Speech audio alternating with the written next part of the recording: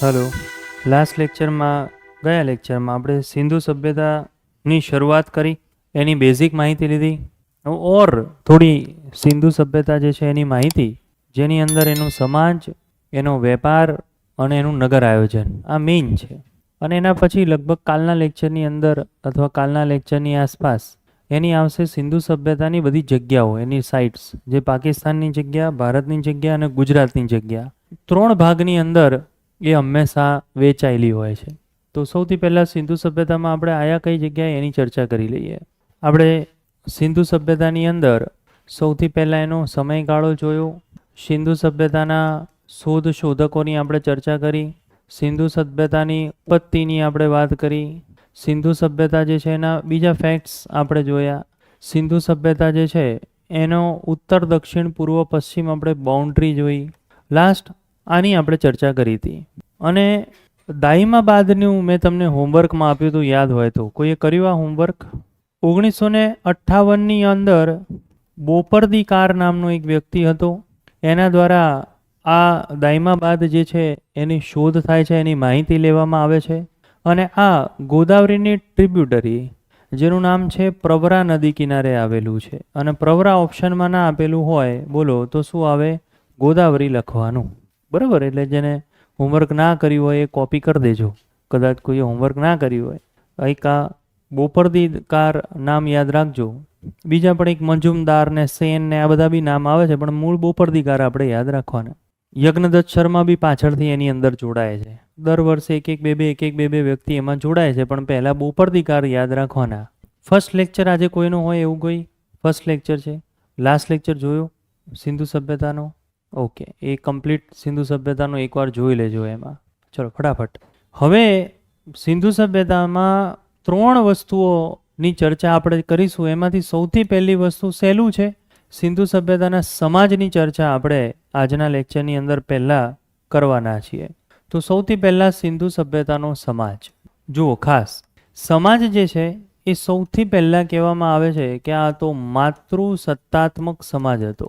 એના પછીની જે કંઈ પણ સભ્યતા છે એની અંદર સમાજ જે છે એ પિતૃસત્તાત્મક હતો. આમાં સમાજ જે છે એ માતૃસત્તાત્મક છે. પહેલાં બોર્ડ ઉપર જુઓ, પછી લખવાનો સમય આપું ત્યારે તમે એને લખી નાખજો શાંતિથી.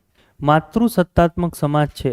કઈ કઈ જગ્યાથી આ માતૃસત્તાત્મક સમાજ જે છે એની આપણને માહિતીઓ મળે છે? તો સૌથી પહેલાં માતૃદેવી જે છે એ માતૃદેવીની પૂજા અહીંયા થાય છે. માતૃદેવીની પૂજા કરવામાં આવે છે. બીજું, નૃત્ય કરતી નર્તિકાઓની કાંસાની મૂર્તિઓ મળી આવેલી છે. નૃત્ય કરતી નર્તિકાઓની કાંસાની મૂર્તિઓ મળી આવેલી છે. બીજા ઘણા પણ એવા પુરાવાઓ આપણને જોવા મળે છે, જેમ ગળીનો વેપાર જે છે મહિલાઓ પણ કરે છે. આ માહિતી પણ આપણને જોવા મળે છે. કુંભાર કામ સાથે મહિલાઓ પણ જોવા મળે છે. ઘણી બધી એવી, હા, મહિલા શાસકો હતી એવું કોઈ જગ્યાએ આપેલું નથી.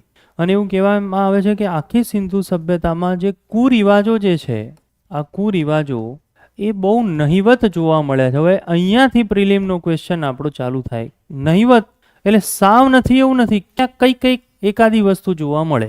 જેમ અત્યારે કોઈ એમ કે ભાઈ બાળકી દૂધ પીતી કે સતી પ્રથા જેવા કે અહીંયા કુરિવાજો જોવા મળે છે, તો આપણે કહીએ ના, નથી જોવા મળતા. પણ વર્ષે તમે જોયું હશે ક્યાંક ને ક્યાંક કોઈ બાળકીને ત્યજી દીધી હોય, કાં તો ક્યાંક નદીમાં ફેંકી દીધું હોય, ક્યાંક પાછું આવું ક્યાંક છાપામાં દેખાય. ખબર છે ને, ક્યાંક છાપામાં એવું આવી જાય. ભારત તો આટલા બધા રાજ્યો, આટલી બધી જગ્યાએ ક્યાંક ને ક્યાંક એવું દેખાય. હવે કોઈ એમ કે ભાઈ મહિલાઓ જે છે એને શિક્ષણમાં છૂટ છે, તો કે હા છૂટ છે, પણ ઘણી બધી એવી જગ્યાએ તમે જાઓ, બિહાર જાઓ, રાજસ્થાન જાઓ, ઓરિસ્સાના કોઈ રિમોટ એરિયામાં જાઓ, તો ત્યાં ના પાડ દે કે ના, મહિલાઓએ 8મા ધોરણ પછી શિક્ષણ નહીં લેવાનું. એટલે તો અત્યારે સ્કૂલોની અંદર કયો પ્રોગ્રામ કરવામાં આવે છે? કોઈ કહેશે સ્કૂલોમાં શું કરવામાં આવે છે? કોઈ કહેશે પહેલા ધોરણમાં, 3જા ધોરણમાં, 5મા ધોરણમાં, ખબર છે છોકરાઓને ગામડામાંથી પકડીને ભણાવવાના ચાલુ કરવાના, નામ નોંધીને. એને શું કહેવાય? જોરથી કહો. પ્રવેશોત્સવ ઉજવવામાં આવે છે કે નહીં? એ થોડું અલગ છે.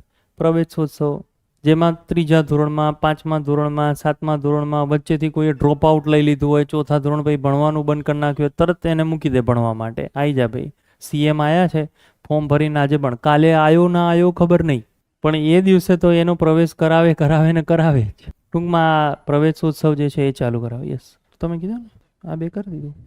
તમે પેલું કીધું ને 2 કરી દો, એટલે મેં કરી દીધું. પછી પાછું આમાં જઈને પેલા બે બંધ અને આમાં જઈને બંધ. તો સિંધુ સભ્યતા જે છે એનો સમાજ. ફરીથી જે લોકો લાઈવ જોડાયેલા છે, ગુડ ઇવનિંગ બધાને. ફટાફટ લાઈવ જોડાઈ જાઓ. જેટલા બી વિદ્યાર્થીઓ લાઈવ જોડાય છે, ગુડ ઇવનિંગ બધાને. લાસ્ટ લેક્ચરથી આપણે આગળ વધી રહ્યા છે ને આજના લેક્ચરની અંદર આપણે સિંધુ સભ્યતાના સમાજની વાત કરી રહ્યા છે. હમણાં લાઈવ સેશન ચાલુ થયું, એ લોકો સાથે બેકગ્રાઉન્ડની ચર્ચા થોડી કરી લઈએ.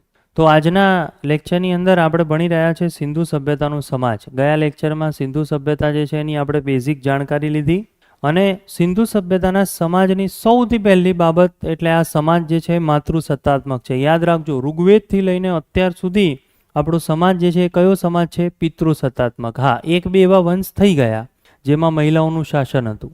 પાંડ્ય વંશ એક આવે છે, દક્ષિણ ભારતના રાજવંશો, એમાં ક્યાંક ક્યાંક આપણને મહિલાઓનું શાસન જોવા મળે છે. એક બે એવા વંશ થઈ ગયા જ્યાં મહિલાઓનું શાસન છે. મોસ્ટ પ્રોબેબલી જોવા જઈએ તો ત્યારથી લઈને ઋગ્વેદથી લઈને અત્યાર સુધી પિતૃસત્તાત્મક સમાજ હતો. પણ સિંધુ સભ્યતાનો સમાજ એટલે માતૃસત્તાત્મક. અને કઈ કઈ જગ્યાથી એની આપણને માહિતી મળે છે? તો માતૃદેવીની પૂજા થાય છે, નૃત્ય કરતી નર્તિકાઓની કાંસાની મૂર્તિઓ આપણને જોવા મળે છે. અને આ પુરાવા આપણને કઈ જગ્યાથી મળેલા છે? બોલો, કઈ જગ્યાથી જોવા મળ્યા છે? મોહેન્જો-દડોથી આ પુરાવાઓ આપણને મળેલા છે. નૃત્ય કરતી નર્તિકાઓની કાંસાની મૂર્તિઓ અને માતૃદેવીની પૂજા. ઘણા એવા પુરાવા કહે છે, ઘણા એવા ફેક્ચ્યુઅલ ક્યાંક ફેક્ટ્સ આપણને ક્યાંક જોવા મળે જે કહે છે કે મુખ્ય ભગવાન એ લોકોના પશુપતિનાથ છે, પણ એના કરતાં વધારે માતૃદેવીની પૂજા થતી હતી. કોક જગ્યાએ એવું બી કહે છે, કોક જગ્યાએ અમુક ઇતિહાસકારો એવું પણ વર્ણન કર્યું છે કે બરોબર છે, મુખ્ય ભગવાન એમના પશુપતિનાથ. ખાલી એક તમને ઉદાહરણ આપું. ધારો કે મારા મુખ્ય ભગવાન શંકર ભગવાન હોય, બરાબર, પર મારી બાજુમાં ગણેશજીનું મંદિર હોય. ખ્યાલ આવે છે? તો મેં સૌથી વધારે પૂજા કોની કરેલી હોય? ગણેશજીની. પણ અચ્છા, બીજું બી ઉદાહરણ આપું. કુળદેવી, ખબર છે ને કુળદેવી? તો રેરલી કુળદેવી બધા વર્ષે એક વાર જાય, બે વાર જાય, પણ કોઈ એમ કે પૂજા તમે સૌથી વધારે કોની કરો? તો કોઈ કે શંકર ભગવાન ગણેશજીની પૂજા અમે કરીએ છીએ વધારે, પણ કુળદેવી પાછા મૂળ હોય. એટલે આવી રીતની વાત છે. પશુપતિનાથ છે, પણ માતૃદેવીની પૂજા જે છે એ લોકો બહુ કરતા હતા. અને જે કુરિવાજો જોવા મળે છે, નહિવત જોવા મળે. નહિવતનો અર્થ થાય ક્યાંક ક્યાંક અપવાદ કુરિવાજોમાં જોવા મળે છે. આ અપવાદ હંમેશા એમસીક્યુની અંદર પૂછાય છે. અપવાદ કયો છે? કે લોથલ જે છે એ લોથલમાંથી આપણને શું મળેલી છે? સતી પ્રથાનું ઉદાહરણ મળેલું છે. કારણ કે એ જગ્યાથી યુગલ સમાધિ મળી આવેલી છે. એટલે કહે છે કે ભાઈ અપવાદમાં અને એક જ જગ્યાએ ખાલી લોથલ જ એક એવી જગ્યા છે જ્યાંથી સતી પ્રથાનું ઉદાહરણ મળ્યું. બીજી કોઈ જગ્યાથી સતી પ્રથાનું ઉદાહરણ ના મળ્યું. એક જ જગ્યાએ આપણને સતી પ્રથાનું ઉદાહરણ મળ્યું છે અને એ જગ્યા જે છે એનું નામ છે લોથલ. લાઈવ જેટલા જોડાયેલા છે એકવાર મને મેસેજ કરી દો. તમે લોકો જોઈ રહ્યા છો ને બધા પોઈન્ટ? અવાજ પ્રોપર આવે છે ને તમારા સુધી? ઓકે. તો આજના લેક્ચરની શરૂઆત ફરીથી કહી દઉં છું. સિંધુ સભ્યતાના સમાજથી થઈ. એ સમાજ માતૃસત્તાત્મક છે, જેમાં માતૃદેવીની પૂજા થાય છે, નૃત્ય કરતી નર્તિકાઓની કાંસાની મૂર્તિઓ જોવા મળે છે, કુરિવાજો નહિવત છે, પણ અમુક અપવાદ જે છે એ અપવાદ આપણને જોવા મળે. એમાં પ્રિલિમનો ક્વેશ્ચન આ યાદ રાખવાનો, સતી પ્રથા અથવા યુગલ સમાધિ આપણને ક્યાંથી મળી? તો એનું નામ શું છે? લોથલ. લોથલ આપણે આગળ ભણીશું ત્યારે ફરીથી એની ચર્ચા થશે. અને આના સિવાય પણ એક કુરિવાજ આપણને જોવા મળે છે. કઈ જગ્યાએ જોવા મળે છે? તો જે મોહેન્જો-દડો છે એ જગ્યાથી આપણને શું જોવા મળ્યું છે? મોહેન્જો-દડો. ત્યાંથી આપણને શું જોવા મળ્યું છે? તો કોક જગ્યાએ પડદા પ્રથાનું ઉદાહરણ આપણને જોવા મળેલું છે. કોઈ કહેશે પડદા પ્રથા કોને કહેવાય? આ બે પ્રિલિમના ક્વેશ્ચન છે, બહુ પૂછાય છે પ્રિલિમમાં. પડદા પ્રથા કોને કહેવાય? બોલો, પડદા પ્રથા કોને કહેવાય? આ પડદા પ્રથા કોણે કીધું? આ પડદા પ્રથા બુરખાની વાત કરો ને, પડદા પ્રથા કે કોણે કીધું? આવું ક્યાંથી આવે બધું? ગજબ છે. અરે મેં ભૂલ કરી, પૂછી લીધું, હું આન્સર આપું. બાપા ભૂલ થઈ ગઈ, મારી ભૂલ થઈ ગઈ. પડદા પ્રથા એટલે રાજાની જ્યારે સભા ભરાઈ હોય. રાજસ્થાનમાં મેં જોયું છે, હું જયપુરમાં ગયો તો જયપુરની અંદર મેં એક હવેલીઓ જોઈ, 2-3 હવેલીઓ જયપુરની જોઈ. એમાં મેં જોયું, ઉદયપુરમાં બી ઇવન મેં જોયેલું છે. એમાં રાજાનો જ્યારે મહેલ હોય આખો, તો રાજાની જ્યારે સભા ભરાતી હોય તો બધા પુરુષો સભાની અંદર હોય, જ્યારે મહિલાઓ હોય આમ સાઈડમાં પડદાની પાછળ હોય, આમ પડદો કર્યો હોય પારદર્શક, એની પાછળ આવ તો મૂવીમાં, ઘણા મૂવીમાં આઈ થિંક જોધા અકબરમાં બી બતાવેલો છે કે રાજા એની સભા ભરાઈ હોય પછી પાછળ એક પડદો હોય અને ઐશ્વર્યા રાય ને એ બધા એની પાછળ, મહિલાઓ એની પાછળ જોવા મળે. જોધા અકબર યાદ છે? આવશે અકબરમાં આવશે. તો એની વાત ચાલે છે. એને પડદા પ્રથા કહે છે. આ પડદા પ્રથા એ છે, ખ્યાલ આવે છે? એટલે આ મહિલાઓની સ્થિતિ સારી છે. કુરિવાજો જોવા મળતા નથી, અને જે જોવા મળ્યા એ રેર 1 કે 2 જગ્યાએ ઉદાહરણ છે. હવે સિંધુ સભ્યતાની જગ્યાઓ તો 100થી વધારે છે. આપણે જે ભણીએ છીએ એ બધી ભણવાવાળી ભલે આપણે 20-15 જેટલી જ જગ્યાઓ ભણીએ કે 10 જ જગ્યાઓ ભણીએ, પણ એમ તો સિંધુ સભ્યતાની 100થી વધારે સ્થળો છે. તો એમાંથી માંડ એકાદ જગ્યાએ આવું આપણને જોવા મળ્યું. એટલે એવું કહેવાય છે કે આ સમાજ જે છે મેક્ઝિમમ જે જોવા મળ્યો એ કયો છે? માતૃસત્તાત્મક. અને વેપાર જે છે એ મહિલાઓનો જે વેપાર છે એ પાછો કેવો હતો? સમૃદ્ધ હતો. આવું ક્લાસ 1-2ની અંદર આવે. ક્લાસ 3માં શું લખેલું આવે કે ભાઈ સિંધુ સભ્યતાનો સમાજ એટલે કેવો તો લખેલું એ માતૃસત્તાત્મક, વાર્તા પૂરી. ક્લાસ 1-2માં શું આવે? સિંધુ સભ્યતાનો સમાજ માતૃસત્તાત્મક હતો એ સાબિતી આપતા નીચેના વિધાનો તપાસો. પછી તમને કહે 4 વિધાનો તમને આપે. એ 4 વિધાનો આ છે જે મેં તમને એ આપ્યા. આ એવું, અને આમાં એક સેન્ટેન્સ લખેલું આવે તો સાચું કરી દેવાનું. મેં તમને કીધું અમુક પુરાવા એવું કહે છે કે ભલે મુખ્ય ભગવાન કોણ છે?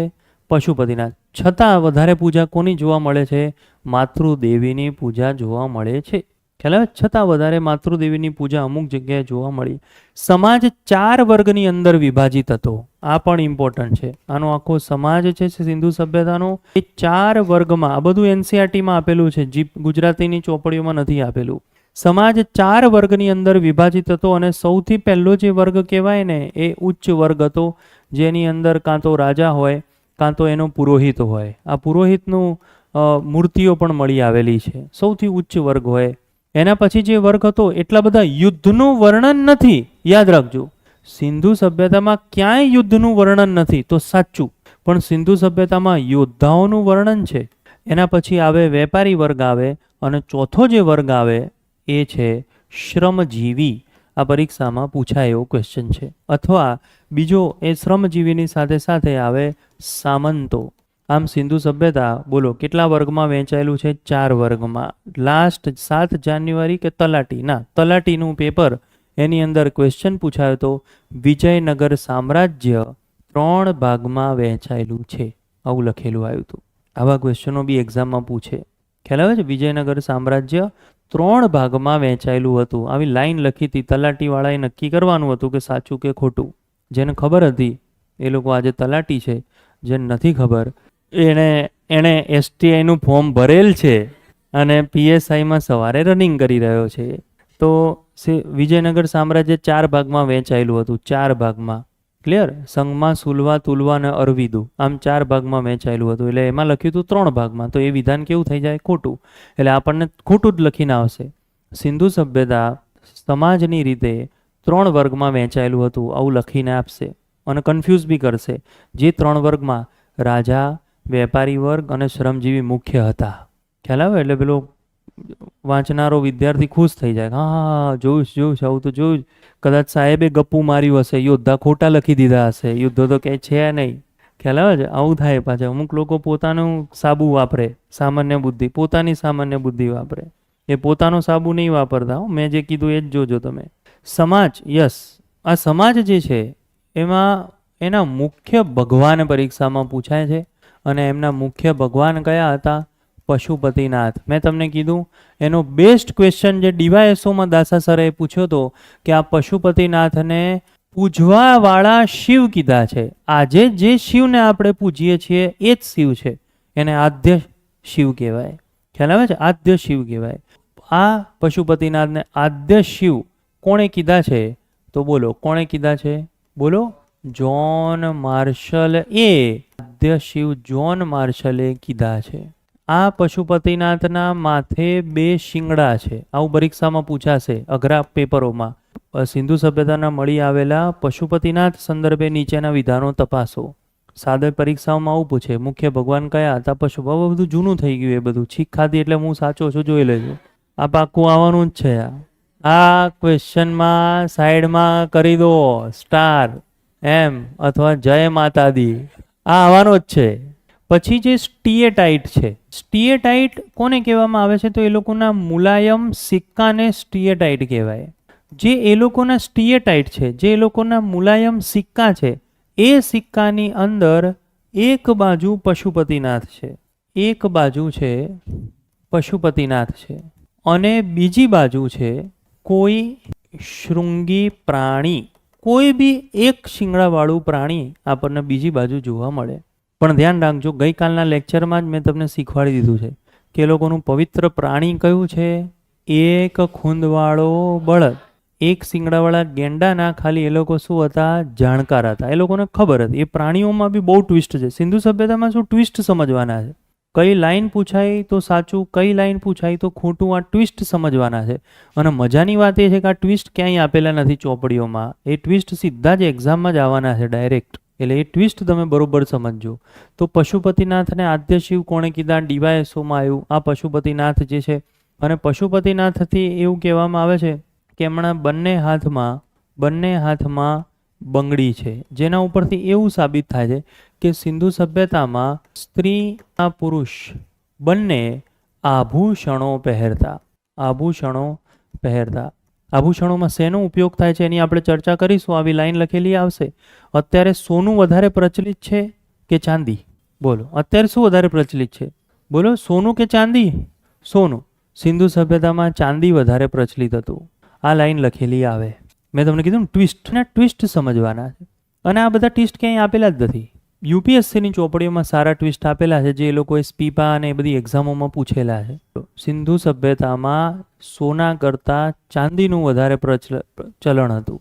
ચલણ એટલે સિક્કા તરીકે ઉપયોગ નથી કરતા, પણ ચાંદી વધારે પ્રચલિત હતું. તો સ્ત્રી અને પુરુષ બંને આભૂષણો પહેરતા. પશુપતિનાથની આપણે વાત કરી. સિંધુ સભ્યતા જે છે એનું પવિત્ર પ્રાણી, ચલો હવે મને કહો, કોણ છે એ લોકોનું પવિત્ર પ્રાણી? કોણ છે? બોલો, કોણ છે? એક ખૂંદવાળો આ એ લોકોનું પવિત્ર પ્રાણી હતું. એ લોકોનું પવિત્ર પક્ષી કયું હતું? પવિત્ર પક્ષી કયું છે એ લોકોનું? કોઈને આઈડિયા છે? પવિત્ર પક્ષી એ લોકોમાં બે છે. એક બતક પણ આવે છે અને એક કબૂતર પણ આવે છે. યસ, આ એ લોકોના પવિત્ર પક્ષીમાં આવે છે. એ સિંધુ સભ્યતાનું પવિત્ર વૃક્ષ કયું છે? તો એ ફિક્સ છે પીપળો. અને એક વસ્તુ નથી લખવાની, જે મેં તમને કીધી હતી, સિંધુ સભ્યતાનું દુશ્મન પ્રાણી કયું છે? એ ફિક્સ છે, પણ ક્યાંય આપેલું નથી એટલે કરવાનું નથી.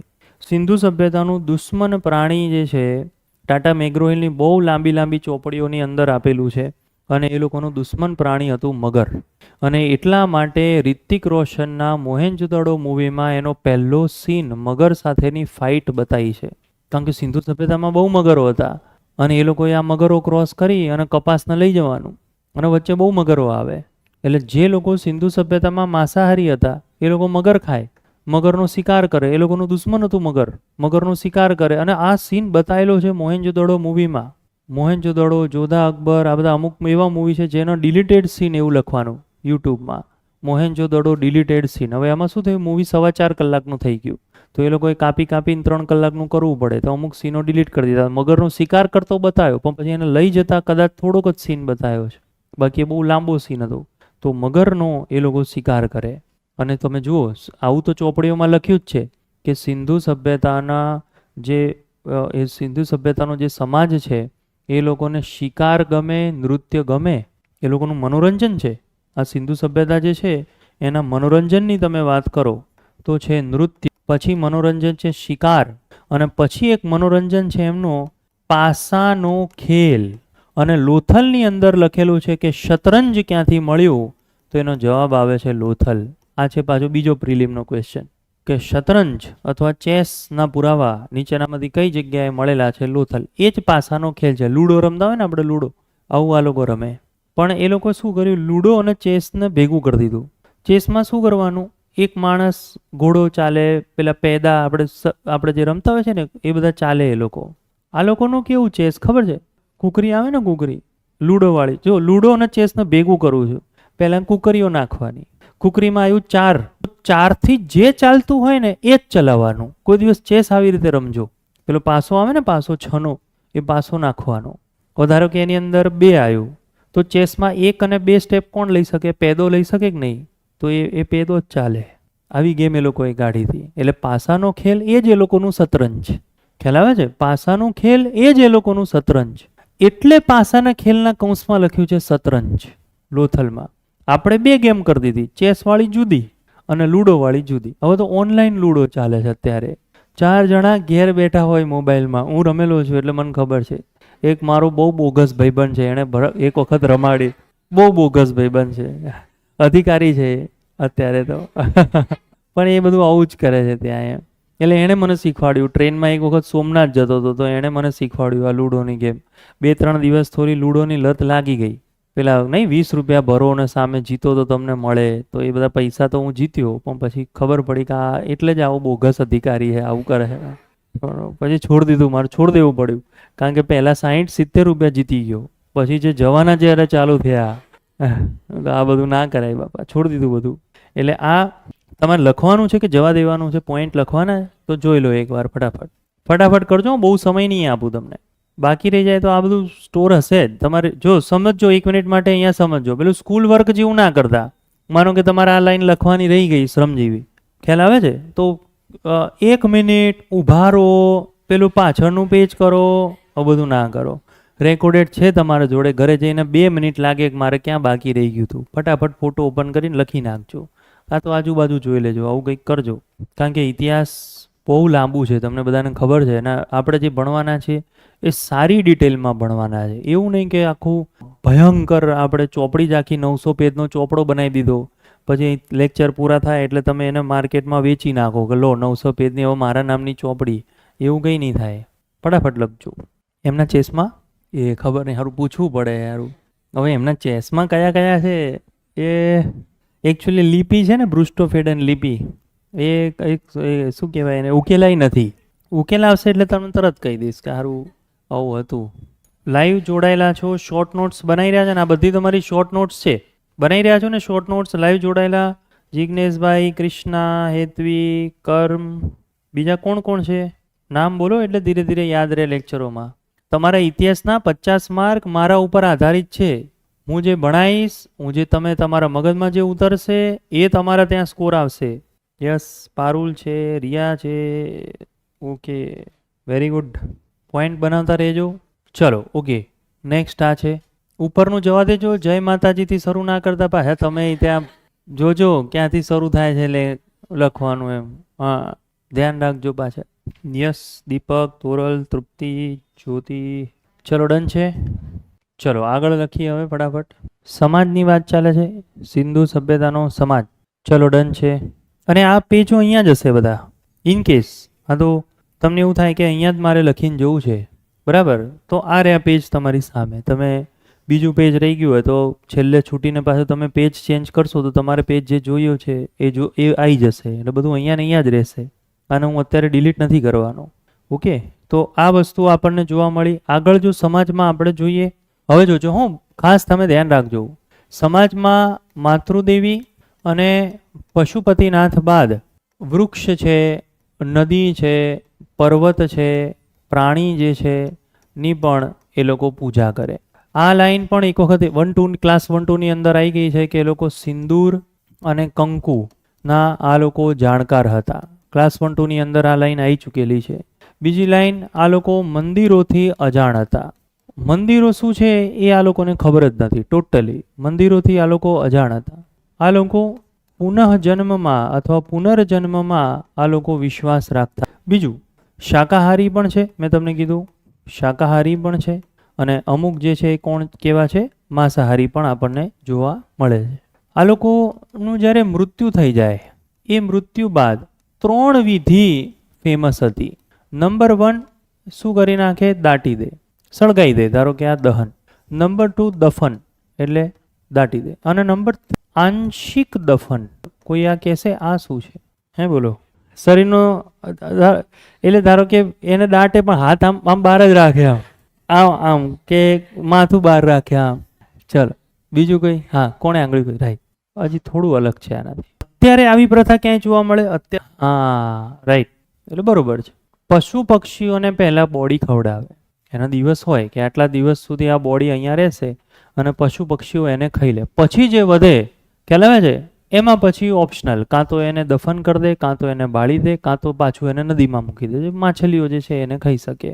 એટલે સિંધુ સભ્યતા એની અંદર શું કરે છે, અહીંયા આંશિક દફન કરે એમ, કે પછી જે વધ્યું સિંધુ નદી જે છે, સરસ્વતી નદી જે છે, આ બધી નદીઓનો ઉલ્લેખ તો પછી આવશે. એ લોકોની તમને ખબર, પવિત્ર નદી એટલે એક જ છે. કઈ પવિત્ર નદી છે? સિંધુ નદી.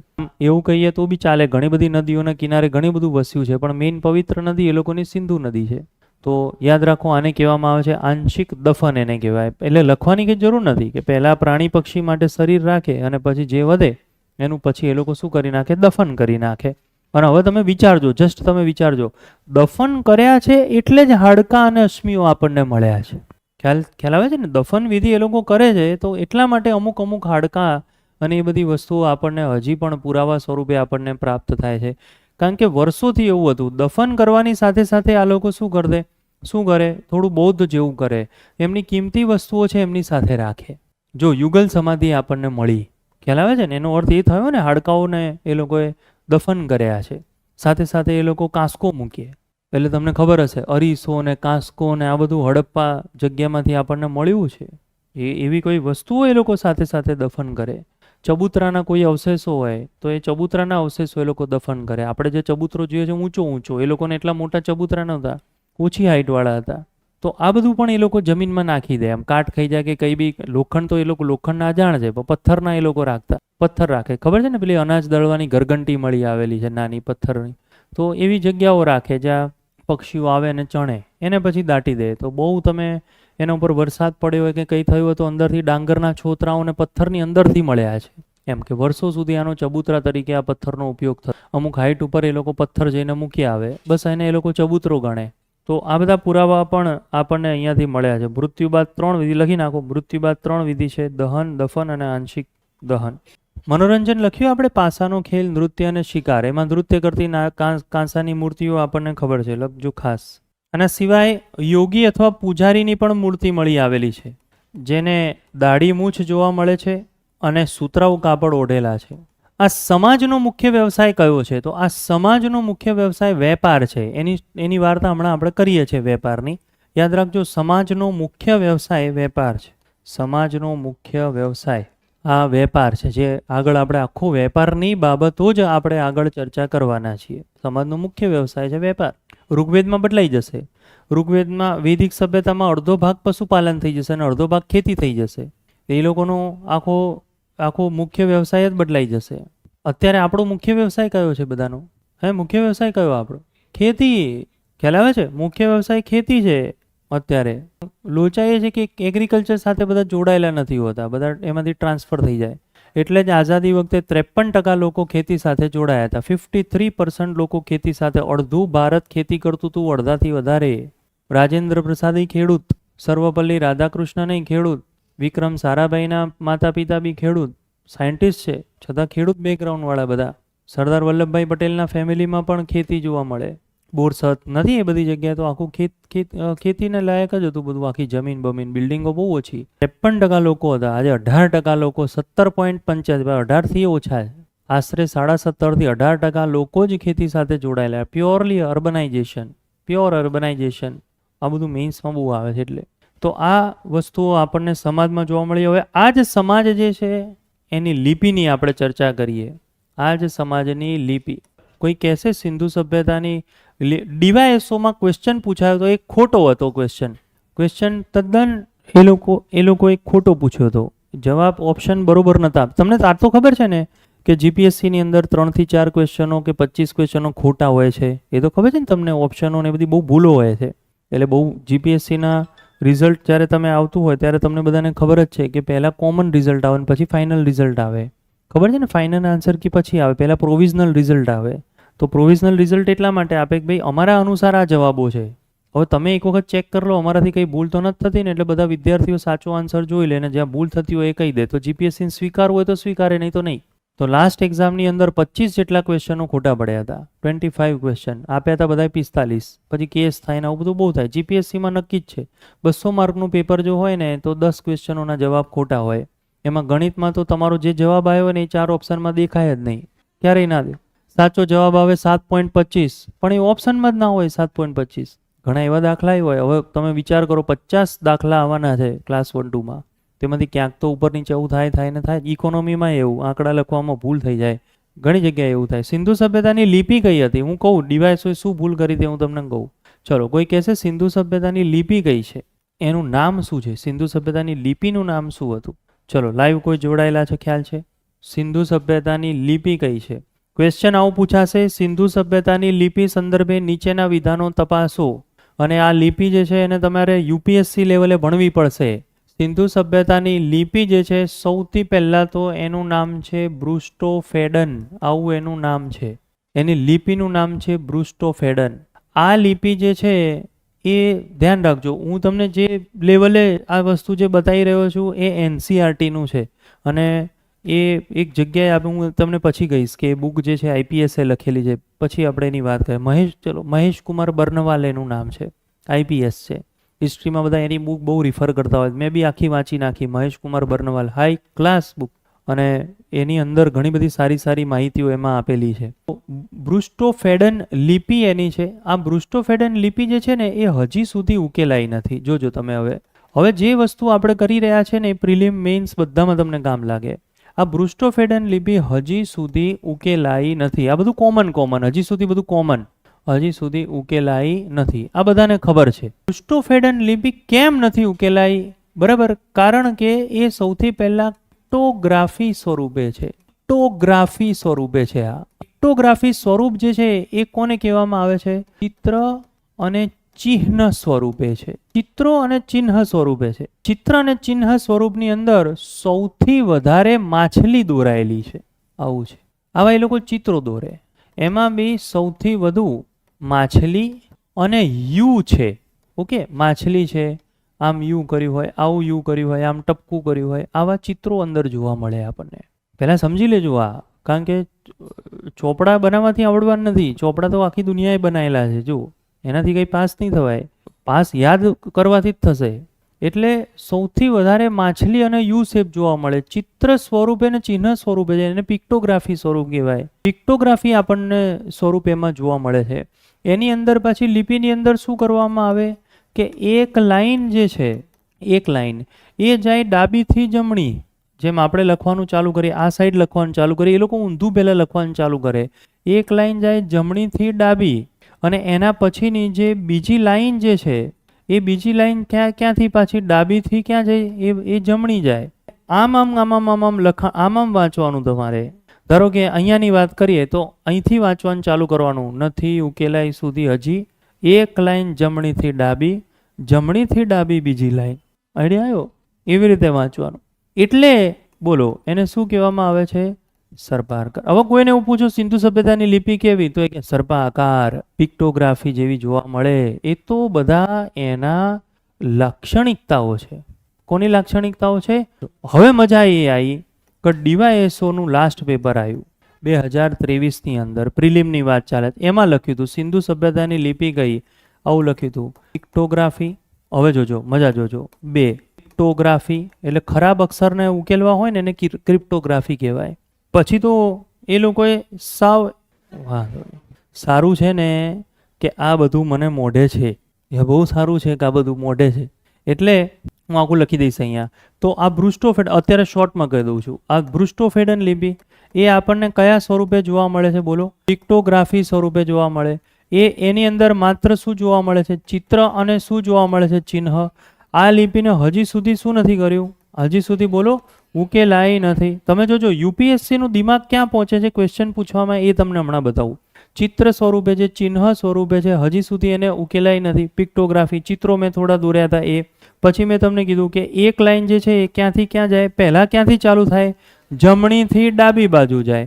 અને બીજી લાઈન ક્યાંથી ક્યાં થાય? ડાબીથી કઈ બાજુ જાય? જમણી બાજુ જાય. હવે આ લોકોએ ડીવાયએસઓની અંદર જે છે એ શું પૂછ્યું કે આ ભાઈ લાઈન જે છે એ કઈ છે? પિક્ટોગ્રાફી એ લોકોએ લખ્યું. એની અંદર પછી લખ્યું ક્રિપ્ટોગ્રાફી એની અંદર કર્યું. થર્ડ પછી આના સિમિલર કોઈ વર્ડ લખી નાખ્યા. કોઈ ડિક્ટોગ્રાફી, એમ ડિક્ટેટ કરવાને ડિક્ટોગ્રાફી કહેવાય. આવા વર્ડ લખી નાખ્યા. એટલે હવે ડીવાયએસઓ વાળા જ્યારે આન્સર આપીને આવે, અથવા માનો કે એને નથી આવડ્યું, તમે સમજો, મજા જોજો તમે. મિસઅન્ડરસ્ટેન્ડિંગ કોને કહેવાય એ તમને કહું. કોઈ વ્યક્તિ પહેલી વાર એક્ઝામ આપવા ગયો, થોડું ઘણું વાંચ્યું, આ એને કોન્સેપ્ટ જ નથી ખબર, બહાર આવ્યો, આન્સર કી જોઈ, એને ખબર પડી સાચો આન્સર કયો છે? પિક્ટોગ્રાફી. તો એ એના મનમાં શું વિચાર લેશે? સિંધુ સભ્યતાની લિપિનું નામ શું છે? પિક્ટોગ્રાફી. આઈડિયા આવ્યો? એટલે જિંદગીભર એને પૂછો કે સિંધુ સભ્યતાની લિપિનું નામ શું, તો કે પિક્ટોગ્રાફી. હવે ઓરિજિનલ જ્યારે સારી એક્ઝામમાં ક્વેશ્ચન પૂછાય, સિંધુ સભ્યતાની લિપિનું નામ શું, ઉપર લખ્યું હશે બ્રુસ્ટોફેડન, નીચે લખ્યું હશે પિક્ટોગ્રાફી. આઈડિયા આવે? તો પેલો ભાઈ જઈને ક્યાં ટીક કરવાનો? પિક્ટોગ્રાફી. ગઈ એક્ઝામમાં ભૂલ કરી, આ એક્ઝામમાં થોડી ભૂલ કરું. ખ્યાલ આવે છે? અને પછી બહાર આવીને કે મારું પેપર બહુ સારું ગયું, મસ્ત પેપર ગયું મારું. ખ્યાલ આવે છે? પછી જ્યારે આન્સર કી આવે એટલે કે જીપીએસસી ભૂલ કરી, આ લોચા માર્યા જીપીએસસીએ. પછી જ્યારે એને વાસ્તવિકતાનો ખ્યાલ આવે ત્યારે એવું થાય કે કંઈક લોચા છે. એટલે વસ્તુ આ છે, યાદ રાખજો. લિપિનું નામ શું છે? એ લોકોની લિપિનું નામ શું છે?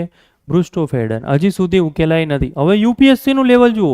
યુપીએસસીએ આવું પૂછ્યું હતું, મેસોપોટેમિયાની ભાષા ઉકેલાઈ છે. નંબર 2, કારણ કે, આવું આખું વાક્ય લખ્યું હતું એ લોકોએ, કારણ કે આ મેસોપોટેમિયાની ભાષા બ્રુસ્ટોફેડન હતી. આ યુપીએસસી કહેવાય. કોઈ એમ કે ને યુપીએસસીની મારે પરીક્ષા પાસ કરવી, આને યુપીએસસી કહેવાય. જે ભણેલા છે એને એ જ સૌથી ટોપ લેવલે લઈ જાય. સૌથી પહેલી વસ્તુ, આ માહિતી ક્યાંય આપેલી છે નહીં. સૌથી પહેલાં કોઈ ચોપડીમાં જોવા મળે ના, આખા ભારતની કોઈ ચોપડીમાં ના આપેલું હોય. હવે આ ભણ્યા પછી લોજિક લગાવવાનું. આવા આઈએએસ એને જોઈએ છે, એને આઈએએસ જોઈએ છે કે જે પોતાનું લોજિક લગાવે, પોતાનું સોલ્યુશન એ કાઢે. ઘણા બધા એવા વિદ્યાર્થીઓ જોયા છે કે જે લોકો એક નાની બાબતમાં એ ફસાઈ જાય. એમ કઈ બાબતમાં ફસાઈ જાય? આ જે ચોપડો નથી લાયો શું કરું? આવામાં ફસાય. હવે તમે વિચારો, ડેપ્યુટી કલેક્ટરની તૈયારી કરતો હોય અને ચોપડો ના લાયો હોય ને પછી આવીને કે ચોપડો ના લાયો, હવે શું કરું? પછી બાજુવાળો એને એમ કે એક કામ કર, પીન પત્તામાં લખી દે, કાં તો હું પેજ આપું. હવે આટલું ડિસિઝન ના લઈ શકે, આટલું. તો આવું ક્વેશ્ચન એ લોકો પૂછે. તો મેસોપોટેમિયાની ભાષા ઉકેલાઈ ગઈ છે. કારણ કે ઉકેલાઈ ભાષા ક્યારે હોય? જ્યારે એ કયા સ્વરૂપે આપણને જોવા મળે છે? લેખિત સ્વરૂપે છે, એટલે ઉકેલાઈ ગઈ. ખ્યાલ આવે છે? કઈ જ દીધું છે તમને, ભાષા ઉકેલાઈ ગઈ છે. ઉકેલાઈ ક્યારે ગઈ હોય? જ્યારે કઈ સ્વરૂપમાં હોય. આઈડિયા આવે છે? આઈએસ ક્યાં દિમાગ લગાડવાનું છે, એ આઈએસ બનવાનું છે ભવિષ્યમાં. તો એને કહી દીધું કે સિંધુ આ ભાષા જે છે ઉકેલાઈ ગઈ છે, કારણ કે એ લેખિત સ્વરૂપે જોવા મળે છે. તો સાચી બાબત છે, ઉકેલાઈ ગઈ છે લેખિત સ્વરૂપે. પછી પાછું લખ્યું છે કારણ કે આ ભાષા બ્રુસ્ટોફેડન હતી. તો એ તો આપણને ખબર, બ્રુસ્ટોફેડન ક્યારેય ઉકેલાય જ નહીં, કારણ કે કયા સ્વરૂપે જોવા મળે? પિક્ટોગ્રાફ. તો કોઈ તમને એમ કે ભવિષ્યમાં સિંધુ સભ્યતાની ભાષા ઉકેલાય? તો કહેવાનું ના ઉકેલાય. ચિત્ર સ્વરૂપે છે એટલે અલગ અલગ મંતવ્યો આવે. ચિત્ર સ્વરૂપે છે એટલે અલગ અલગ જ મંતવ્યો આવે, કોઈનું સાચું મંતવ્ય આવે જ નહીં. જેમ કે મેં આવું કોઈ આમ કરીને આમ આકૃતિ દોરી નાખી, આ માણસ કરી દીધો, માછલી આમ દોરી નાખી, તો બધા અલગ અલગ કે હું કહેવા શું માગું છું એ. કોઈ આને ત્રિશૂળ સમજે કે આ ત્રિશૂળ જે છે એ માણસ લઈને માછલીને મારવા જાય, કોઈ અલગ રીતે એમ કે. બધાના મંતવ્યો અલગ અલગ હોય કે ના હોય? ઉકેલાય જ નહીં. ક્યાંથી ઉકેલાય? આવું ઇન્ટરવ્યુમાં પૂછ્યું હતું 2-3. મેં ક્યાં જોયું હતું, દ્રષ્ટિ આઈએસના ખબર બધા ઇન્ટરવ્યૂના સેશન ચાલતા હોય છે, આમાં મેં એવું જોયું હતું એમ કે એવી કોઈ ટેકનોલોજી છે જેના કારણે આ ક્રિપ્ટોગ્રાફીને તમે ઉકેલી શકો.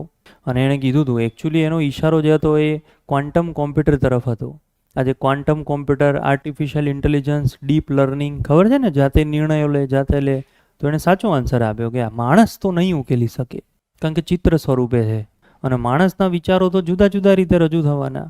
ખ્યાલ આવે છે? એ વિચારો જુદી જુદી રીતે રજૂ કરે. પણ કોમ્પ્યુટરની તાકાત ખરી કે કદાચ એ આ લિપિ જે છે ઉકેલી શકે. એટલે તમે ન સાચું કહેવાનું ન ખોટું કહેવાનું. અને એવો જ એણે આન્સર આપ્યો. આપણી તો તાકાત નથી, પણ ભવિષ્યમાં artificial intelligence, IoT, super computer, quantum computer કદાચ આવું કરી શકે. એટલે એણે સાચો જવાબ ના આપ્યો અને ખોટો જવાબ ના આપ્યો. લખી નાખો ફટાફટ. સિંધુ સભ્યતાની જે લિપિ છે એ છે બ્રુસ્ટોફેડન. હજી ઉકેલાઈ નથી. બીજું, ભારતની બ્રાહ્મી લિપિને મળતી આવે છે. આ બ્રુસ્ટોફેડનની લાક્ષણિકતા ગઈ તો નંબર 1 પિક્ટોગ્રાફી છે. એનો અર્થ શું થયું? ચિત્ર સ્વરૂપે છે, ચિત્ર અને ચિહ્ન સ્વરૂપે છે. બીજું શું છે? થોડી સર્પાકાર છે. એક લાઈન ડાબીથી જમણી. હું થોડા સમય પછી આવીશ, તમે જે લખતા હશો ને એને જોવા આવીશ કે ઘણા લોકોની લિપિ બી બ્રુસ્ટોફેડન હશે તમારામાંથી. જમણીથી ડાબી વાંચો, ડાબીથી જમણી વાંચો, કઈ ફરક જ ના પડે. હું આવીશ, જોવા આવીશ. છો તમે, તમારામાંથી હશે જ. હા, ખરેખર. અત્યારે બહાર જમીનમાં તમારો ચોપડો દાટી દઉં, ઘણાના ચોપડા એવો હોય, અને એ ચોપડાને આમ બહાર કાઢીને કહું સિંધુ સભ્યતાની લિપિ મળી, તો માની જાય પેલા લોકો. હા, એ જ. એક લાઈન જમણીથી ડાબી અને બીજી લાઈન ડાબીથી જમણી. બીજું શું હતું? પિક્ટોગ્રાફી છે, સર્પાકાર છે, પછી ચિહ્ન સ્વરૂપે છે, એ બી લખી નાખ્યું. બ્રાહ્મીને મળતી આવી. યસ, માછલી અને યુ આકારના ચિત્રો વધારે છે.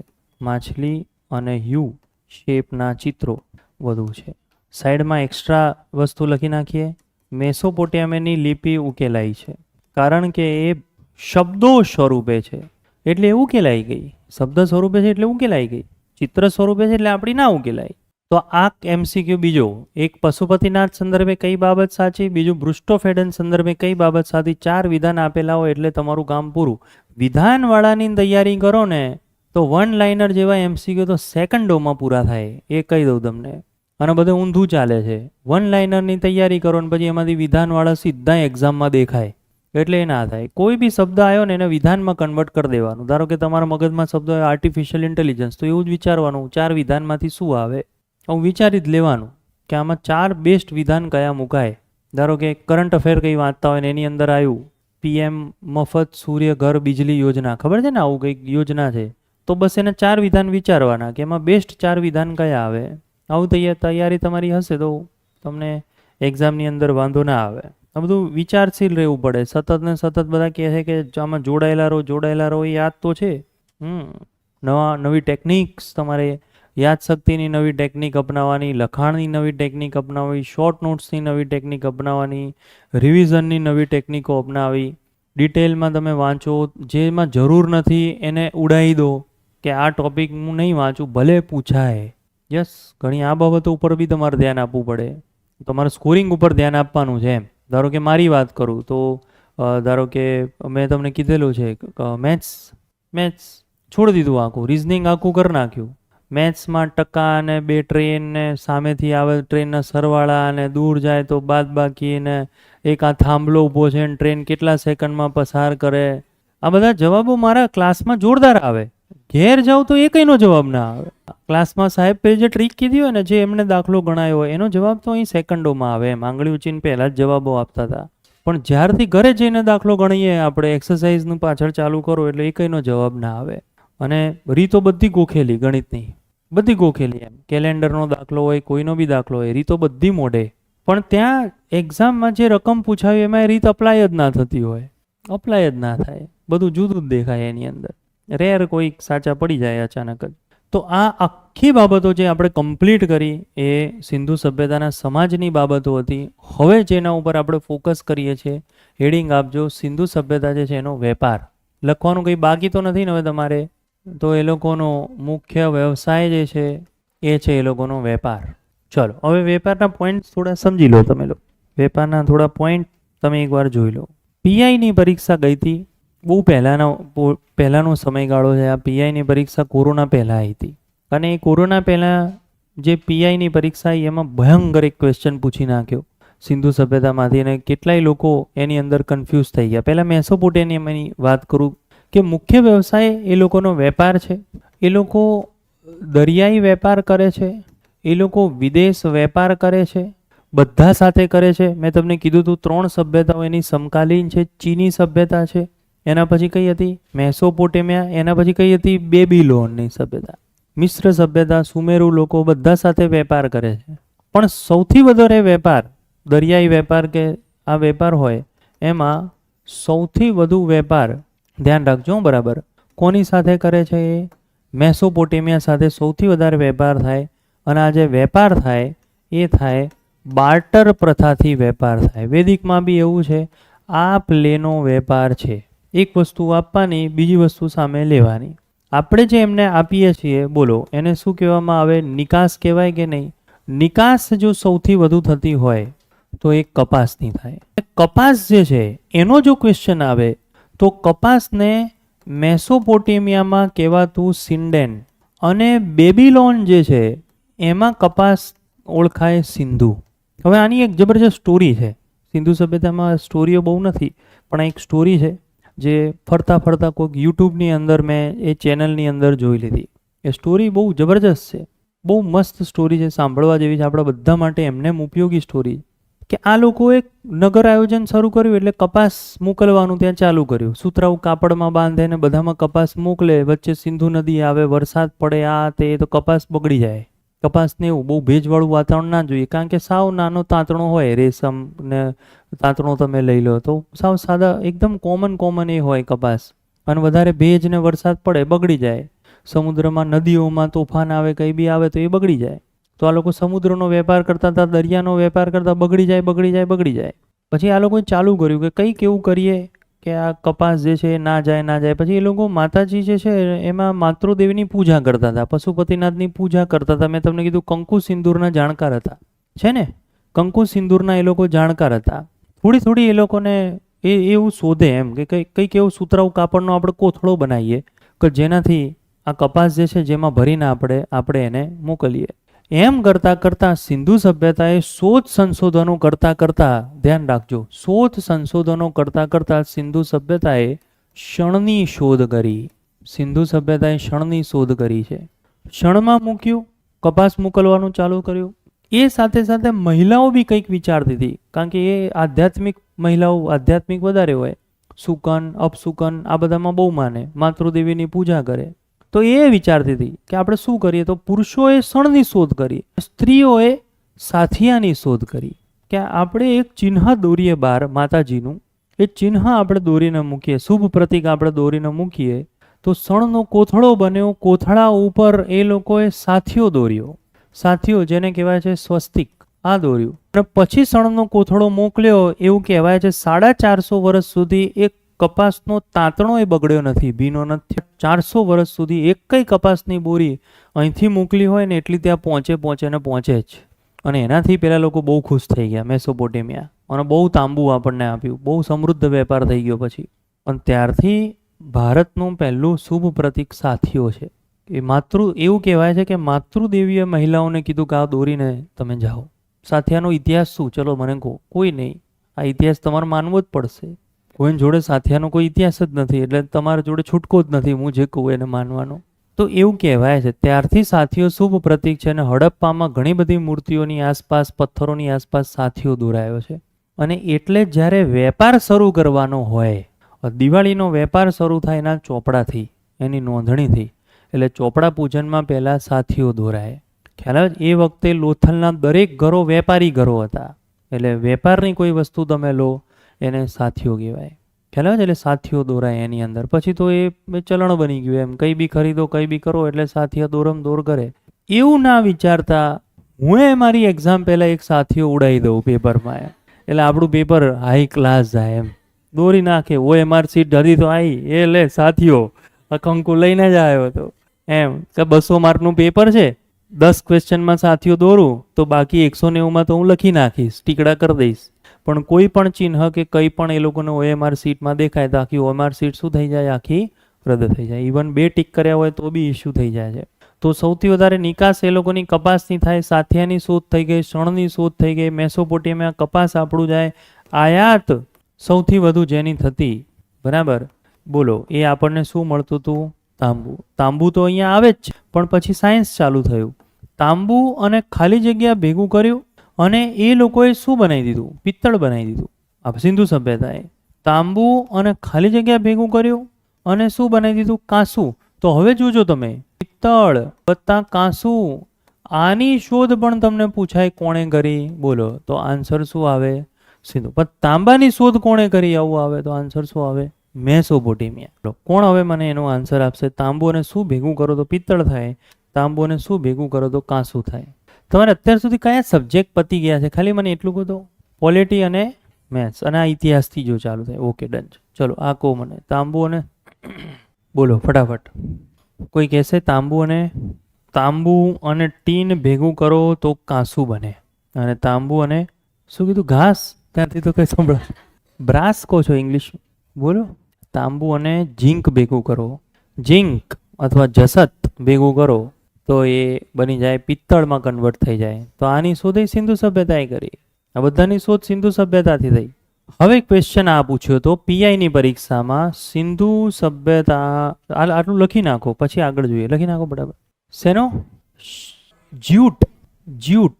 જે આપણે ઘઉં પહેલાં આવતા, હવે તો જો કે બીજા દોરામાં આવે છે, પણ જૂના પગલું છણિયું, હવે એને ઇંગ્લિશ નહીં ખબર પણ એ પગલું છણિયું જ્યુટ કહેવાય. કોથળા દોડ એ જ્યુટના પહેલામાં થાય. પહેલાં ઘઉં બી એમાં આવતા હતા. સૌથી વધારે શણમાં હોય તો બાંગ્લાદેશ, બહુ શણ ઉત્પન્ન કરે, ટોપ ઉપર બાંગ્લાદેશ જ્યુટમાં. અને સેકન્ડ નંબરે હોય તો ઇન્ડિયા. પછી ક્યારેક એવું થઈ જાય ઇન્ડિયા વધારે કરે, કારણ કે એ વરસાદ ઉપર આધાર રાખે પાછું. એટલે ઘણી વખતે એવું થાય કયા દેશમાં શું કેવો વરસાદ રહ્યો, વાવાઝોડા ને એ બધા ઉપર આધાર રાખે. શણની ખેતી થાય. સુંદરવનમાં બહુ બધું શણનું ઉત્પાદન થાય એની આસપાસ. મેંગ્રુવના આસપાસ શણનું ઉત્પાદન બહુ. કયા પાકનું થતું? સૌથી વધારે ઉત્પાદન કયા પાકનું થાય? બોલો, આવો એક ક્વેશ્ચન પૂછ્યો કે સૌથી વધારે ઉત્પાદન કયા પાકનું થતું? કોણ કહેશે? આ પીઆઈની પરીક્ષામાં તો ડાંગર છે, કપાસ? કોઈ આન્સર? આ પીઆઈની પરીક્ષામાં લોચા થઈ ગયા, એનો આન્સર આવે છે ઘઉં. યસ. અને આ યાદ રાખજો કે સૌથી વધુ વેપાર આવે તો એ બરોબર છે. એ શેનું થાય છે? કપાસ. આ લોકો લગભગ તમામ પાકના જાણકાર હતા. લખી નાખજો મારી સાથે જ. પણ શેરડીથી આ લોકો અજાણ હતા. આ ઇમ્પોર્ટન્ટ છે આપણા માટે. શેરડી શું છે આ લોકોને ખબર નથી. આના સિવાય તેલીબિયા છે, ડાંગર છે, બાજરી છે, ફળો છે, ફૂલો છે, જાણકાર. શેરડીની શોધ કોણે કરી? કોઈ કહેશે ક્યાં થઈ શેરડીની શોધ? શેરડીને શોધક એ રીતે નહીં. ભારતમાં ઇતિહાસમાં શાસક કોઈ છે શેરડીની ખેતીની શોધ કરી હોય? કોણે? પોર્ટુગીઝ. તમાકુ લાયા, બટાકા લાયા, રબર લાયા, શેરડી નહીં. આવશે આગળ આપણે ભણવામાં આવશે. દક્ષિણ ભારતના રાજવંશોમાં ચેર વંશ આવશે. ચેર વંશનો એક શાસક છે કેરળમાં, એનું નામ છે આદિગેમાન. અને આદિગેમાને શેરડીની શોધ કરી છે ભારતની અંદર. પછી આવશે. શેરડીથી એ લોકો અજાણ હતા. હવે અહીંયા મેં તમને કીધું ને કે આઈએએસ, ડેપ્યુટી કલેક્ટર, આનું દિમાગ એ આપણા જોડે માંગે છે એક્ઝામ. બહુ આમ સંકુચિત અને વારે ઘડીએ પ્રશ્નો કરે, આવું કેમ, આવું કેમ, આમાં તો આ સાલ છે, આમાં તો આ સાલ છે, આ ચોપડી વાંચું કે આ ચોપડી. કન્ફ્યુઝ દિમાગ એ લોકોને જોઈતા જ નથી ને એ લોકો પાસ બી ના થાય. અને એનું હું તમને ધી બેસ્ટ ઉદાહરણ તમને આપું. થોડા ફોરવર્ડ રહેવું પડે એમ. અધિકારી બનવા તમે જઈ રહ્યા છો તો થોડા ફોરવર્ડ. નાની નાની બાબતોમાં પેલું જે વિચાર કરે, નાની નાની બાબતોમાં આવું કે આ સારું, આ ચોપડી કે આ ચોપડી, આ કે આ, એવું જે કરે ને એ પાસ ના થવાય. એનું બેસ્ટ ઉદાહરણ અત્યારે તમને સાબિત કરી આપું. દરેક ચોપડી, આખા ભારતના કોઈ બી રાજ્યની ચોપડી લઈ લો, એનસીઆરટી લઈ લો, પાઠ્યપુસ્તક મંડળ લઈ લો, દરેક ચોપડીમાં લખ્યું છે એ લોકો તમામ પાકના શું હતા? જાણકાર. જે તમારામાંથી ભણેલા હશો એ બધાને ખબર જ હશે. કોઈ બી જગ્યાએ તમે જાઓ એમ આખા ભારતની વાત ચાલે. સિંધુ સભ્યતા તમામ પાકના જાણકાર. અને ખબર છે કયા પાકથી અજાણ છે? શેરડી. હવે ટોપનો દાસાસર જેવો, હસમુખ પટેલ સાહેબ જેવો માસ્ટર માઇન્ડ કોઈ આવે અને જાતે પેપર કાઢે તો એ ક્વેશ્ચન શું લખે? પહેલું ઓપ્શન લખે સિંધુ સભ્યતા તમામ પાકના જાણકાર હતા, આવું લખે. અને નીચેની લાઈન લખે સિંધુ સભ્યતા તમાકુ અને ચા કોફીથી અજાણ હતી. તમાકુ અને ચા કોફીથી શું હતી? અજાણ હતી. હવે તમે વિચાર કરો, આપણે તો ભણવામાં આવ્યું નથી. આપણી બે લાઈનો કઈ? શું લખ્યું છે? તમામ પાકના જાણકાર. અને શેનાથી અજાણ? તો એનો અર્થ એ થયો શેરડી સિવાય બધું ખબર છે. આઈડિયા આવ્યો કે નહીં? પણ ત્યાં લોજિક લગાડવું પડે. મેં તમને કીધું ને આ યુપીએસસીનું લેવલ તમને બતાવી રહ્યો છું. ત્યાં લોજિક. સૌથી પહેલું આ સેન્ટન્સ છે કે તમામ પાકના એ લોકો જાણકાર છે. પછી એ આવ્યું કે ભાઈ તમાકુ અને ચા કોફી આનાથી અજાણ છે. આપણે તો આવું ભણ્યા, તમામ પાકના જાણકાર છે અને ખાલી શેના અજાણ છે? શેરડી. બાકી બધું તો ખબર છે. આઈડિયા આવે છે? પણ ના, તમામ પાકના જાણકાર સાચું. બધો પાક ખબર છે. તમાકુ ચા કોફીથી અજાણ હતા. આ શું છે એ લોકોને નથી ખબર. સાચું. કેમ? કારણ કે તમાકુ કોણ લાયા? પોર્ટુગીઝો. ચા કોફી કોણ લાયા? અંગ્રેજો લાયા. આમાં લખવામાં ના આવે. ખ્યાલ આવે છે? પણ એક આઈએસનું દિમાગ તમારે ત્યાં લગાડવું પડે. ત્યાં તમે એમ કહો હું તો ભણ્યો જ નથી, સિંધુ સભ્યતામાં તો આવ્યું જ નથી, અમને સાહેબ એ તો ભણાયું જ નથી. ખ્યાલ આવે છે? પણ તમારા સાહેબ, દરેક સાહેબની વાત કરું, દરેક સાહેબ 4000 વિદ્યાર્થીઓને ભણાવે, પણ એ 4,000 પાસ નથી થવાના. આઈડિયા આવે છે? હું અત્યારે આખા ક્લાસને ભણાવું, પણ આખો ક્લાસ નહીં થાય. એમાંથી ગણીને 4 કે 5 કે 10 જણા ક્લાસ 1 2 અધિકારી બનશે. એ આ બધા. આઈડિયા આવે છે? અને બાકી બધા એવું કહેશે આવો ક્વેશ્ચન પૂછાયો, આપણે તો આવું કર્યું હતું. આઈડિયા આવે? સમજજો, આ બીજો એવો ક્વેશ્ચન છે જે તમને યુપીએસસીના આઈએસના દિમાગને ટચ કરાવી રહ્યો છું. ખ્યાલ આવે છે ને? આવું ક્લાસ 1 2માં તમારી સાથે થશે કે તમે જે ભણ્યા હોય એની સાથે સાથે તમારે થોડું લોજિક લગાડવાનું, તમારે જોવાનું કે કયું સેન્ટેન્સ કઈ રીતે પૂછાયું છે. આઈડિયા આવે છે? કેવી રીતના ક્વેશ્ચનો પૂછાય. અને આ તો હું તમને સલાહ સૂચન આપું છું, કારણ કે હું પોતે એક્ઝામ આપું છું. મેં પ્રિલિમો આપી છે, મેં પાસ કરેલી છે, એટલે આ બધું ઉદાહરણ તમને આપું છું કે મારી સાથે આવું થતું હતું. કે બધું ભણેલું, બધું લખેલું, બધું વાંચેલું એ બધું આવું કામ નથી લાગવાનું, કારણ કે આ તો 1.5 લાખ લોકો કરવાના છે. અત્યારે અબી હાલ 6:30 થી 8:30ના સમયગાળામાં અત્યારે એક જ સિટીમાં ગાંધીનગરમાં જ 500 લોકો ભણતા હશે. સવારે 8 થી 10નો સમયગાળો કાઢો તો આખા ગાંધીનગરમાં જ 2000 લોકો ભણતા હશે. બાકી બધા જિલ્લા તો જવા દો. તો આ બધા થોડી પાસ થવાના. એડ કેટલી આવવાની? 150ની. તો એ 150 જે પાસ થવાના છે એમાં ક્લાસ નોટ્સ, એમાં લોજિક, તુક્કા, નસીબ, આ બધું જ એની અંદર લાગુ પડશે. એ બધાનો જ્યારે સમન્વય થઈ ગયો ત્યારે 1.5 લાખમાંથી તમારું પાસમાં રિઝલ્ટ બોલતું હશે. અને આ બધાની જો તમે પ્રેક્ટિસ કરી લીધી, ખ્યાલ આવે છે, તો તમને ખ્યાલ આવવા માંડશે કે કેવી રીતે થાય, કેવી રીતે એક્ઝામની અંદર અપિયર થવાય, શું છે, એ બધું તમને આઈડિયા આવશે ધીરે ધીરે. 2 પ્રકારના લોકો હોય. માણસ એવો કે જેણે 7.00નો એલાર્મ મૂકી દીધો, એક જ એલાર્મમાં આંખ ખોલીને ઊભો થઈને વાંચવાનું ચાલુ કરી દે કાં તો દોડવાનું ચાલુ કરી દે. અને એક બીજો ઉઠવું હોય 7 વાગે, 7:45, 6:45, 6:50, 6:55, 7:00, 7:10, 7:15, પછી એક છેલ્લો એલાર્મ મૂકે કે આટલામાં ના ઉઠ્યો તો 8 વાગે તો ઉઠી જ જાય. આઈડિયા? એક છેલ્લો એલાર્મ. આમાં હું બી આવું છું. આમાં પેલા જે રેગ્યુલર આપણા દિવસો હોય ને, સન્ડે કે એવો કોઈ દિવસો હોય, એટલે 9 વાગ્યાનો મૂક્યો, પછી ખબર કદાચ 9 વાગે નહીં ઉઠો તો 9:45 કે 10નો એલાર્મ લગાવી દેવાનો. એમ 8નો લગાવવાનો, પછી 9નો એવું. આમાં હું બી આવું, પણ તૈયારી કરતી વખતે નહીં. ચાલો, એટલે એ થોડું તમારે પછી કરવું પડે. એટલે તમે આ ટાઈપમાં આવતા હોય તો કન્વર્ટ થજો ધીરે ધીરે આ બાજુ. કોક એવા હશે જે ત્રીજા ટાઈપ એલાર્મ જ ના મૂકે, એમ આ કોરું છોડવાનું, આમાં કંઈ કરવાનું નહીં. કે ઉઠ્યા ત્યારે સવાર, અહીંયા કંઈ લખતા નહીં. પેલું નહીં, પરેશ રાવલ એક પિક્ચરમાં એમ કે છે કે 3 નળ નાખ, એમાં પાણી, એકમાં દારૂ અને ત્રીજાનું નહીં. તો કે કેમ એવો ત્રીજો નળ નહીં વાળો?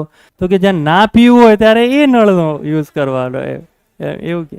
તો આ લખ્યું તમે થોડું થોડું આ લખવાનું. આગળનું તો લખાઈ ગયું છે ને આખું. આ એટલે મારી સાથે સાથે લખજો એમ બેઝિક વસ્તુ. આ તો લખાઈ ગયું ને બધાને. પછી આ એક છે, તો સૌથી વધારે આ એ કરે છે. પછી ધાતુ તત્વોની જો વાત કરીએ તો હમણાં મેં તમને કીધું સોનું, ચાંદી, ઇવન અકીક, તાંબુ, મારી સાથે જ લખજો, કાંસુ છે, પિત્તળ છે, વગેરે ધાતુઓના જાણકાર. પણ બોલો લોખંડથી બોલો શું છે? અજાણ. હવે થોડું આઈક્યુ વાપરવાનું. આપણું આઈક્યુ એક્ઝામ એવું લખેલું આવે કે પ્લાસ્ટિક, સ્ટેનલેસ સ્ટીલ, એની સિંધુ સભ્યતા જાણકાર હતા, તો એટલું લોજિક વાપરવાનું. આ બધું અત્યારે આવ્યું છે. ક્યાં 4,500 વર્ષ પહેલાં. સોનું કરતાં મોનું પ્રખ્યાત. ચાંદી સોનું કરતાં મોનું પ્રખ્યાત છે. મોનું એટલે ચાંદી થાય, બરાબર. સોનું કરતાં ચાંદી વધારે પ્રચલિત છે, એમ પ્રખ્યાત છે, પ્રચલિત છે. યાદ રાખો. ઋગ્વેદ, હજુ પેલું કહેવાય છે ને, વૈદિક સભ્યતામાં સૌથી પ્રખ્યાત વેદ કયો? બોલો, સૌથી પ્રખ્યાત વેદ કયો? જોરથી કહો, ફરીથી શાંતિથી કહો. કયો વેદ છે? સામવેદ, ઋગ્વેદ. એમ તો 4 વેદો કોક બોલે એટલે એક જણ સાચો, બરાબર, એમ તો જવાબ આવી જ જાય. તો સૌથી પ્રચલિત વેદ આવે, સૌથી પ્રચલિત વેદ અત્યારથી ભણાવું છું, આવતું લેક્ચર આપણું એ જ છે.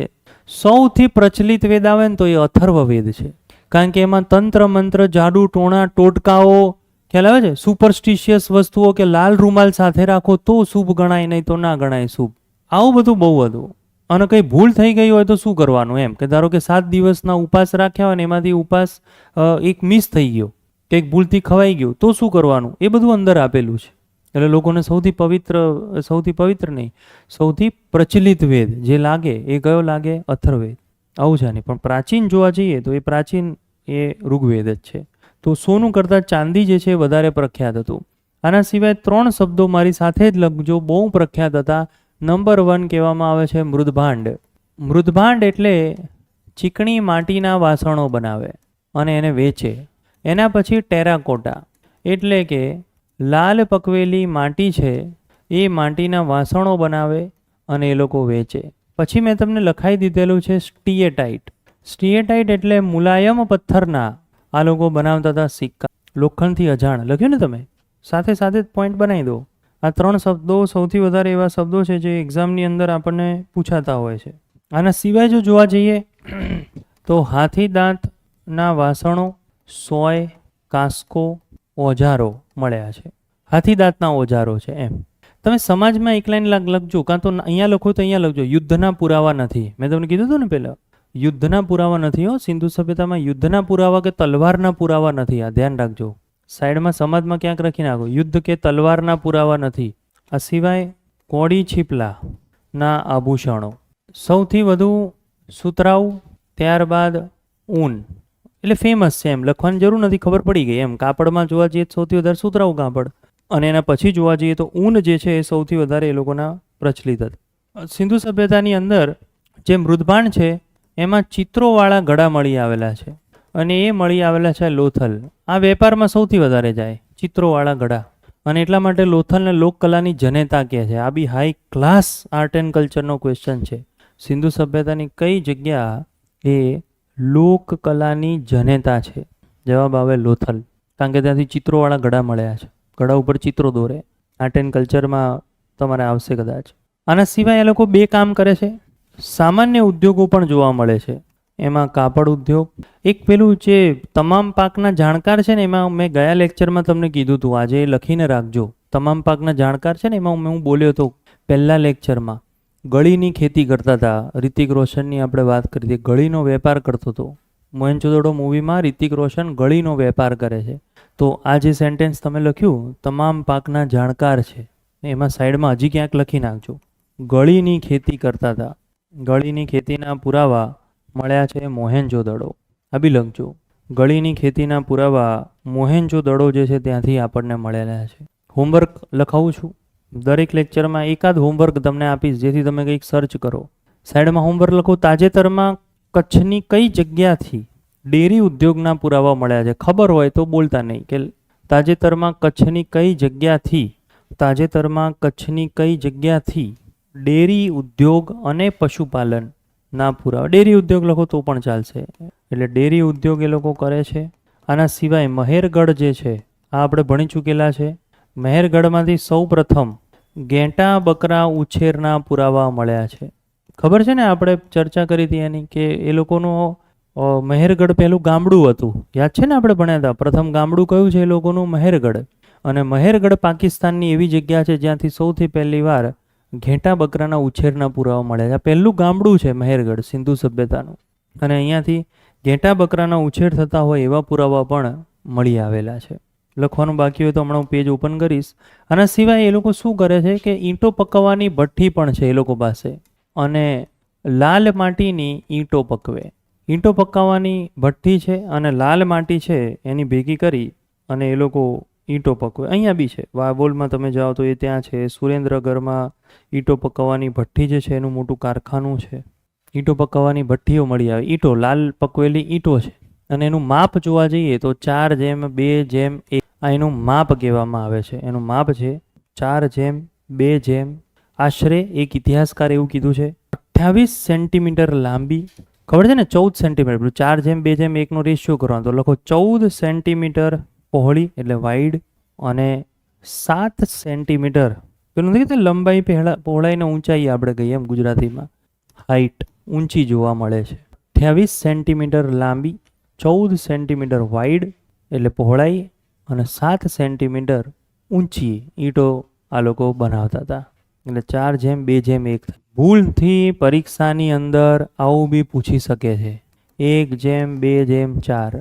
આને સાચું કરવાનું, આ યાદ રાખજો. ખ્યાલ આવે છે? આ બી સાચું કરવાનું, કારણ કે વિકિપીડિયાની અંદર આ જવાબ આપેલો છે, ચોપડીઓની અંદર પેલો જવાબ આપેલો છે. એનસીઆરટીમાં 4:2:1. વિકિપીડિયા ઓપન કરો તો 1:2:4 જવાબ આપેલો છે. એટલે રેશિયો તો એ જ થયો, લંબાઈ, પહોળાઈ, ઊંચાઈ. એને તમે ઊંચાઈ, પહોળાઈ અને લંબાઈ કરો તો બી એ રીતે જ માપ ગણશે એ લોકો. તો ઇનકેસ આ ઊંધું ચત્તું આપેલું હોય તો એને તમારે ફોલો કરવાનું. આના સિવાય ઘણી બધી જગ્યાએ અન્નાગાર અને સ્નાનાગારો પણ જોવા મળ્યા. એના માપ અત્યારે નહીં લખીએ, કારણ કે એ પર્ટિક્યુલરલી મોહેનજોદડો જે જગ્યાએ જોવા મળે છે ત્યાં તમે સ્નાનાગારને એનું લખો, એ બહુ મજા આવે. બ્યુટ્યુમિનસ કોલસો નાખે, બોલો. આ લોકો બ્યુટ્યુમિનસ કોલસાના જાણકાર હતા, અને એ લોકો સ્નાનાગાર બનાવીને આખું બ્યુટ્યુમિનસ કોલસો નાખી દે. એનાથી બે ફાયદા થાય.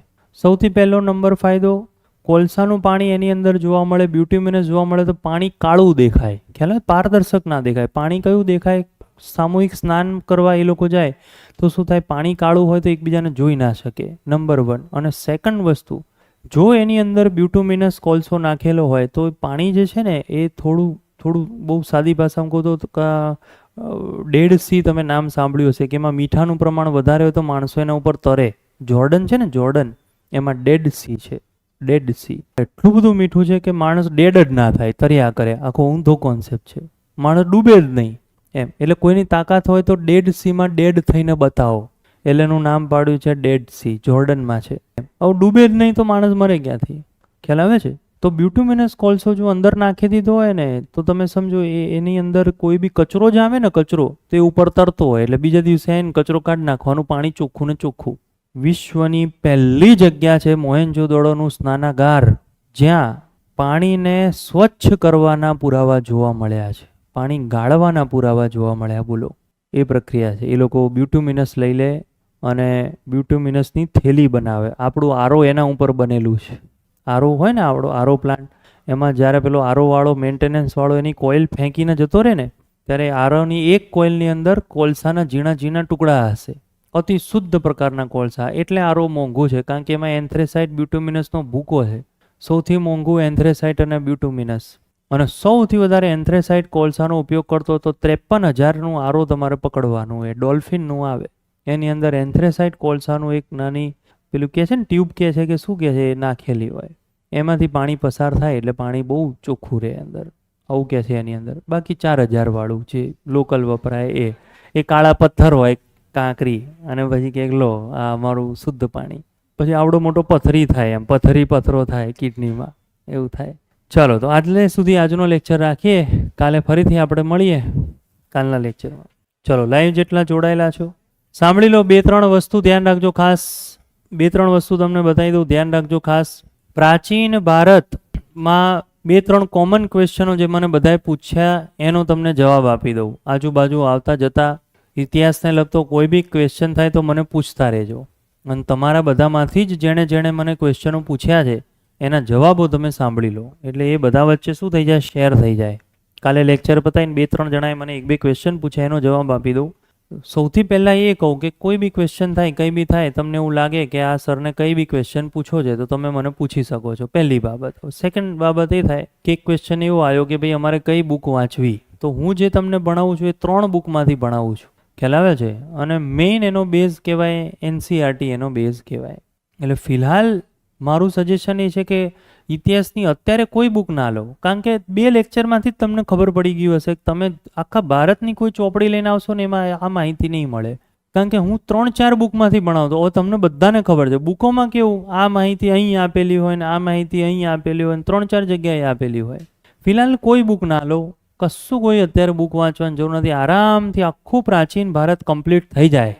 ખ્યાલ આવે છે? ઠીક, કદાચ ઈચ્છા થાય તો કોઈ એકાદી બુક વસાવજો અને એ બુક વસાઈને એની અંદર પ્રાચીન ભારતનું રિવિઝન કરી નાખજો. એટલે તમારી જોડે ક્લાસ નોટ્સ થઈ ગઈ, પછી એક બુક થઈ ગઈ, એટલે તમને કોન્ફિડન્સ આવી જશે કે હા ભાઈ ચલો હવે આપણું સારું છે.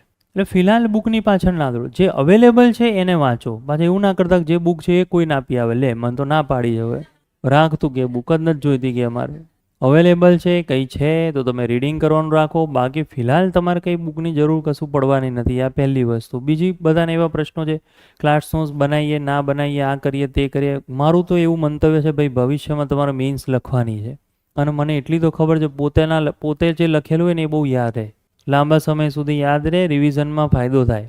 એટલે 1-2 જણા એવું પૂછ્યું એમ કે ભાઈ ક્લાસ નોટ્સ સર બનાવીએ તો સારું કે ના બનાવીએ તો ચાલે, એમ છેલ્લે કોકનો ચોપડો લઈને ઝેરોક્સ ઉડાવી દઈએ. તો કહું છું જેણે આખો ચોપડો સારા અક્ષરે બનાવ્યો હોય કોઈને ચોપડો શેર ના કરતા. અમુક એવી નોટો છે જે રાહ જોવે છે કે આ બનાવી દે એટલે આખી ઝેરોક્સ કઢાવી દઈશ. હા, એવું ના કરતા. એમ તમને આમ રેડ એલર્ટ કરી દઉં છું અત્યારથી. બધાએ લખવું મારે અનુસાર. જેણે ભવિષ્યમાં મેઇન્સ આપવાની છે ને એણે લખવાની પ્રેક્ટિસ કરવી જ જોઈએ. ખ્યાલ આવે છે? કારણ કે 3 કલાક લખવું પછી અઘરું પડી જાય અચાનક. 6 પેપરો 6 દિવસ સુધી 3-3 કલાક લખવાના, એ મને ખ્યાલ છે. ને મેં પહેલી વાર જ્યારે એક્ઝામ આપી હતી ત્યારે એક દિવસમાં 6 કલાક લખવાનું હતું. સવારે પેપર 10 થી 1, 1 થી 3નો બ્રેક, 2 કલાકનો બ્રેક અને 3 થી 6 બીજું પેપર. આવી પરીક્ષા મેં આપેલી છે. આ ટેરવા સોજાઈ જાય, આખા સોજી ગયા હોય અહીંયા. પાછું બીજા દિવસે 6 કલાક, ત્રીજા દિવસે તો બહુ ખરાબ હાલત થઈ જાય, બહુ જ ખરાબ હાલત થઈ જાય. એટલે લખવાની પ્રેક્ટિસ જરૂરી છે. અક્ષરો ખબર પડશે, પ્રેઝન્ટેશન તમને ખબર પડશે, જે તમને મેઇન્સમાં કામ લાગશે. સાદી નોટ્સ બનાવો. બીજી વસ્તુ, જ્યારે નોટ્સ નથી બનાવવાની, કંઈ વાંચવાનું આવશે તો હું તમને સામેથી જ કહી દઈશ કે આ વસ્તુ રેડી છે. ફરીથી હું એક ઉદાહરણ આપું કે માનો કે મારી પાસે હર્ષવર્ધન કે ગુપ્ત સંવત સેમ લખેલું છે જે હું તમને લખાવવાનો છું, ખ્યાલ આવે છે, એ આખું રેડી છે, તો પછી હું તમને ના પાડી દઈશ, ના લખતા, એ બધું તમને પછી મળી જશે. એ કોઈ હશે તો હું તમને સામેથી કહી દઈશ.